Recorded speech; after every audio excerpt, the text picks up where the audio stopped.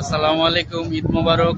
আমরা ঈদ উপলক্ষে যে সৌদি আরবে আজকে ঈদ হইলো, ঈদ উপলক্ষে আমরা আসছি সৌদি আরবের গুলিস্তান আর কি, গুলিস্তান খ্যাত রিয়াদ বাটা মার্কেটে ঘুরতে।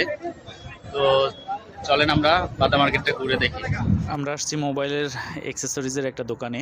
তো এখানে একটা গ্লাস প্রোটেক্টর দেখা হয়েছে। তো গ্লাস প্রোটেক্টরের দাম কেন বললাম না, সেটার জন্য দোকানদার একটু রাগ হয়েছে। তো তারপরে দাম বলাতেও উনি রাগ হয়েছে, 10 টাকা বলা হয়েছে।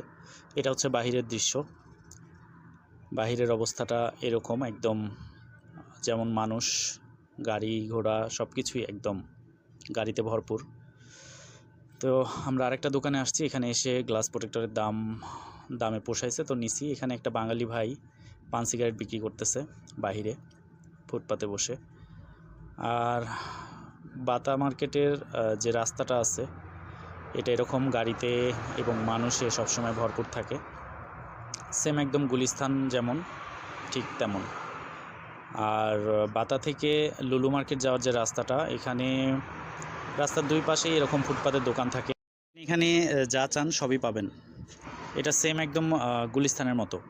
এখানে আপনি আসলে ফুটপাতে, এখানে আপনি আসলে মনেই হবে না যে আপনি সৌদি আরবে আছেন। একদম ঠিক গুলিস্তানের ফ্লেভার আর কি।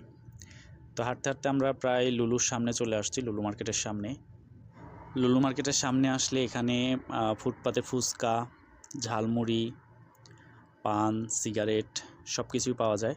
তবে এগুলো আবার সৌদি আরবে যখন বলদিয়া আছে, বলদিয়ার গাড়ি আসলে তখন এগুলা থাকে না। মানে পুলিশ যেমন বাংলাদেশে দৌড়ানি দেয়, ওরকম এখানে বলদিয়ার গাড়ি আসলে সব ফুটপাতের দোকান তখন আর থাকে না, সবাই যে যার মতো দৌড় দেয়। এটা হচ্ছে ঠিক লুলু মার্কেটের ভিতরের দৃশ্য। এখানের অবস্থাও একই রকম প্রায়। প্রচুর মানুষ এখানে, শুক্রবারে প্রচুর ভিড় হয় এবং ঈদের দিন জন্য হয়তো একটু ভিড় বেশি ছিল, কিন্তু সবসময় এখানে ভিড় থাকে এরকম। তারপরে লাস্টে আমরা আসলাম মেট্রো রেলের স্টেশনেরও অবস্থা ঠিক এরকম।